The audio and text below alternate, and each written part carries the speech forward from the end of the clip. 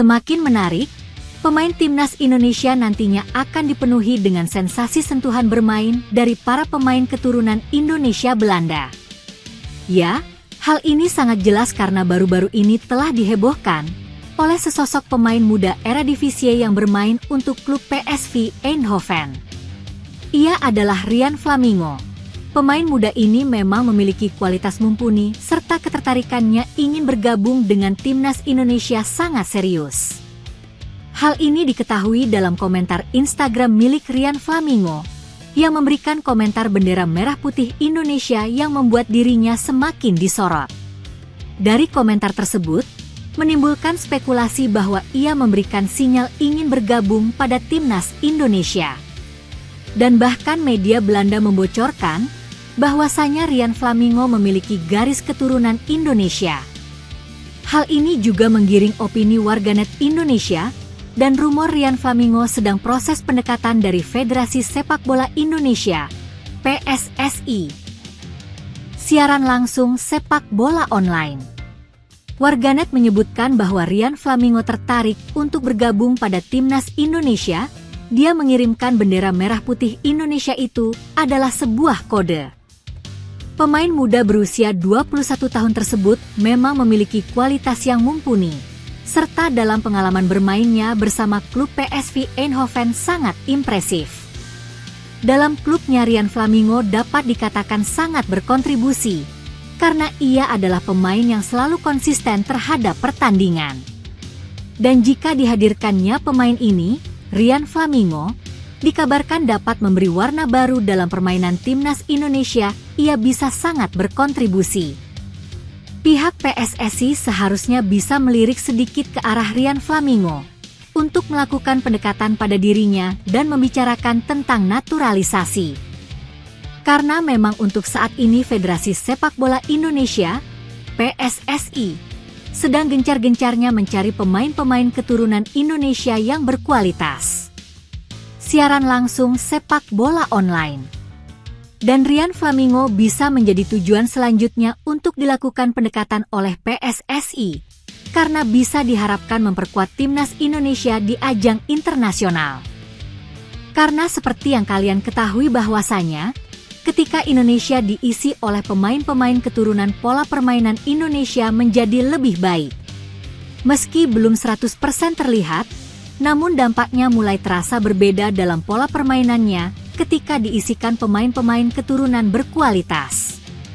Seperti halnya di round 3 kualifikasi Piala Dunia 2026, Indonesia berhasil mengimbangi 2 negara langganan Piala Dunia.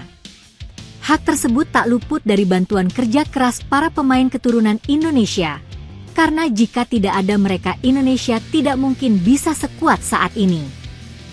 Pelatih timnas Indonesia, Shin Tae-yong dikabarkan meminta kepada warga Korea Selatan untuk mendukung skuad Garuda saat menghadapi Jepang.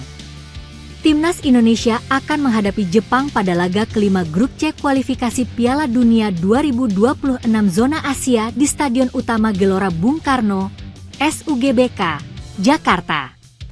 Bagi timnas Indonesia, pertandingan melawan Jepang sangat krusial. Pasalnya, timnas Indonesia belum meraih kemenangan di putaran ketiga. Sebab itu, Shin Tae-yong mencari cara untuk menambah peluang skuad Garuda meraih 3 poin pertama.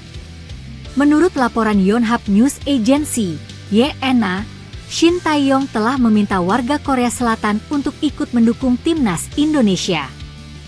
Permohonan itu disampaikan Shin Tae-yong kepada salah satu petinggi perusahaan Korea Selatan yang berada di Indonesia, Song Chang-geun.